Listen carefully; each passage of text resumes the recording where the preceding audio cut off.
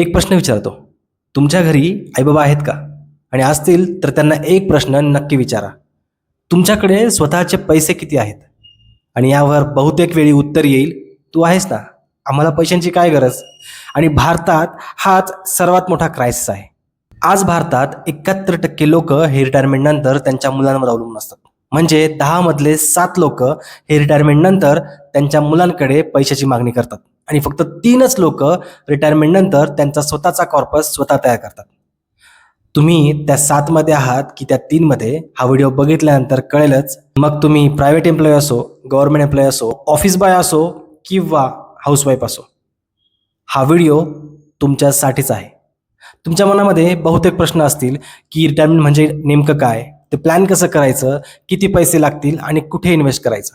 Retirement म्हणजे काय हे नेमकं आपल्याला माहीतच नसतं. आपल्याला असं वाटतं रिटायरमेंट म्हणजे नोकरी सोडली, एफ-डी झाली, आता मुलगा बघून घेईल. पण बहुतेक लोकांना जर एक साधा प्रश्न विचारला की तुम्ही रिटायरमेंटसाठी कुठे इन्व्हेस्टमेंट केली आहे, तर त्यांचं सर्रास उत्तर येतं की माझा मुलगा हीच माझी रिटायरमेंटची इन्व्हेस्टमेंट आहे. पण मला खरं सांगा की तुम्हाला तुमच्या रिटायरमेंटनंतर कुणावर तरी अवलंबून राहायला आवडेल का? प्रत्येक वेळी पैशाची मागणी करायला आवडेल का? आणि प्रत्येक वेळी कुणी पैसे द्यायला असेल किंवा नसेल याची चिंता तुमच्या डोक्यात राहिली तर असं आयुष्य जगायला तुम्हाला आवडेल का? नक्कीच नाही आवडणार. पण तरीही लोक फ्युचरचं हे येणारं संकट टाळतात, त्याच्याकडे दुर्लक्ष करतात आणि मग शेवटी पस्तावण्याशिवाय त्यांच्याकडे दुसरा पर्याय उरत नाही. वाढत्या महागाईच्या काळात आणि वाढत्या वयात काही खर्च असतात की जे खर्चही वाढतात आणि वयाच्या नुसार त्या खर्चांची गरज ही खूप जास्त असते. आणि त्या खर्चासाठी आपण कुणावर तरी बर्डन म्हणून राहिलोय, हे जे इमोशन आहे ना, हे सर्वात वाईट इमोशन आहे. आता तुम्ही म्हणाल की मी जगणारच किती? 65 वर्ष, 70 वर्ष, 80 वर्ष, 90 वर्ष. पण मी तुम्हाला आज सांगतो, भारतात ॲव्हरेज लाईफ एक्सपेक्टन्सी म्हणजे सरासरी आयुर्मान हे 75 वर्ष आहे. पण तुम्ही चांगलं जेवलात, चांगली एक्सरसाइज केली आणि तुम्ही निरोगी राहिलात तर 80 ते 90 वर्ष तुम्ही जगणार. जर तुम्ही 60ला रिटायर झालात तर पुढचे 20 ते 25 वर्ष तुम्हाला पैसा हा लागणारच. आणि त्यासाठी तुम्हाला काहीतरी प्रोव्हिजन ही करूनच ठेवावी लागणार. आणि सध्याचा महागाईचा दर बघितला तर आज जी ट्रीटमेंट 1 लाखात होते, पुढच्या 10 वर्षांनी तीच ट्रीटमेंट ही 6 लाखात होईल. आजकालचा ट्रेंड बघता 35 ते 40व्या वर्षी मुलं होतात. अँड रिटायरमेंटच्या वेळी मुलांच्या उच्च शिक्षणाची वेळ येते. मग काय करणार? तेव्हा कर्ज काढणार. पण एवढ्या रिटायरमेंटच्या वयात कर्जही बँका देत नाहीत. म्हणजे याचा अर्थ तुम्हाला रिटायरमेंट प्लॅनिंग ही करावीच लागणार आणि तुम्हाला किती कॉर्पस लागणार हे ठरवावंच लागणार. रिटायरमेंट कॉर्पस किती हवा? हा प्रश्न जरी सोपा आणि साधा वाटला तरी खूप महत्त्वाचा प्रश्न आहे. आणि याचं उत्तर जेनेरिक नसू शकतं, कारण आज प्रत्येकाची इन्कम लेवल ही वेगळी आहे. IT मध्ये काम करणारा व्यक्ती ज्याचा पगार 3 लाख रुपये आहे आणि एक ऑफिसमध्ये ऑफिस बॉय म्हणून काम करणारा व्यक्ती ज्याचा पगार 15,000 रुपये आहे, हे कम्प्लिटली वेगळे आहेत. मी तुम्हाला काही उदाहरणं सांगतो. रमेश ज्याचा पगार 15,000 रुपये महिना आहे, वय वर्ष 28. रमेशला वाटतं माझ्याकडून कायच होणार, मी किती बचत करून घेणार.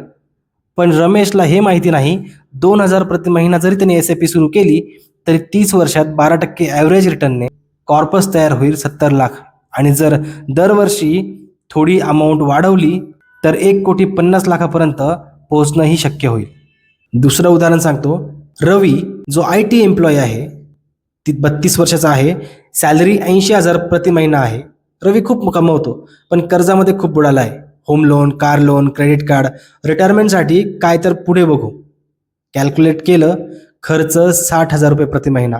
रिटायर जरी 55 वर्षी झाला तरी 20 वर्षाचा रिटायरमेंट कॉर्पस लागेल 5 ते 6 करोड रुपये. आत्ता सुरू केलं तर 15,000 प्रति महिना 23 वर्षात 12% रिटर्नने 5,80,00,000 रुपये त्याचा कॉर्पस होईल. पण जर अजून 10 वर्ष वाट पाहिली म्हणजे 42व्या वर्षी सुरू केलं तर मग सेम कॉर्पससाठी 42,000 प्रति महिना त्याला काढावा लागेल. याचा अर्थ काय? रिटायरमेंट प्लॅनिंगमध्ये वेळ हीच सर्वात मोठी ॲसेट आहे. तिसरं उदाहरण सांगतो. आनंद गव्हर्नमेंट एम्प्लॉई आहे, वय वर्ष 45. आनंदला वाटतं मला पेन्शन येणार, मी सेफ आहे. आनंदची सध्याची सॅलरी 70,000, त्याला पेन्शन येईल 30,000. पण 30,000मध्ये अजून 20 वर्षांनी जगता येईल? यात इन्फ्लेशन फॅक्टर कुठेच नाही आहे. सरकारी नोकरी म्हणजे रिटायरमेंट सोल्युशन नाही, ती फक्त एक आधार आहे. चौथं उदाहरण सांगतो, मीनाताईचं. मीनाताई हाऊसवाईफ आहेत. पती कमवतात, पण पती आधी गेले तर, डायव्होर्स झाला तर, मग त्या कुठे जाणार? त्यासाठी पतीच्याच इन्कममधून थोडे थोडे पैसे स्वतःच्या नावावर PPF, NPS, SIP या ठिकाणी त्यांनी गुंतवायला हवे. या बारीक बारीक गोष्टी आहेत जे खूप लोक मिस करतात, त्याचा विचारही करत नाहीत. पण ह्या गोष्टींचा विचार करणं फार गरजेचं आहे, कारण की ह्याच गोष्टी ठरवतात की तुमचं म्हातारपण हे कसं असणार आहे. मी काही 7 गोष्टी सांगतो, त्या तुम्ही जर काटेकोरपणे विचार केला त्या गोष्टींवर आणि त्या अनुषंगाने तुमचं रिटायरमेंट प्लॅन केलं, तर मला असं वाटतं ते फार सोयीस्कर असेल, रादर दॅन फक्त आकडेमोड तुम्हाला यूट्यूबवर कुठल्याही व्हिडिओमध्ये दिसेल. पण आकडेमोड हे आयुष्य नसतं, हे सर्वांना माहिती आहे. माझ्या या मुद्द्यांमध्ये पहिला मुद्दा आहे इन्फ्लेशन. आज भारतामध्ये 6 ते 7% इन्फ्लेशनचा दर आहे. म्हणजे आज जी गोष्ट तुम्ही 1000 रुपयात विकत घेऊ शकता, 10 वर्षानंतर त्या गोष्टीसाठी तुम्हाला मे बी 1200 रुपये मोजायला लागतील, 1500 रुपये मोजायला लागतील किंवा 2000ही मोजायला लागू शकतात. आणि यालाच इन्फ्लेशन असं म्हणतात. म्हणून रिटायरमेंट प्लॅनिंग करताना इन्फ्लेशनला बीट करू शकाल अशा इन्स्ट्रुमेंटमध्ये गुंतवणंच जास्त सोयीस्कर असतं. दुसरा पॉईंट असा, हेल्थ केअर कॉर्पस.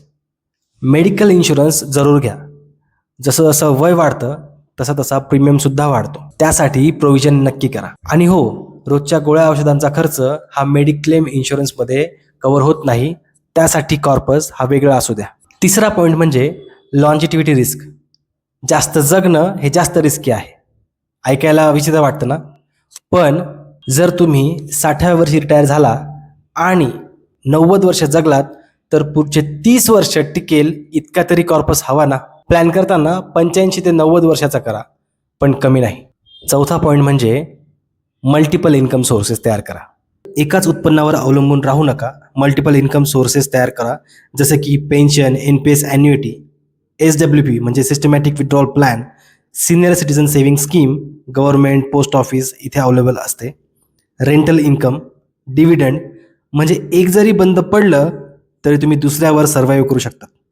पाचवा पॉईंट म्हणजे फॅमिली डिपेंडन्सी.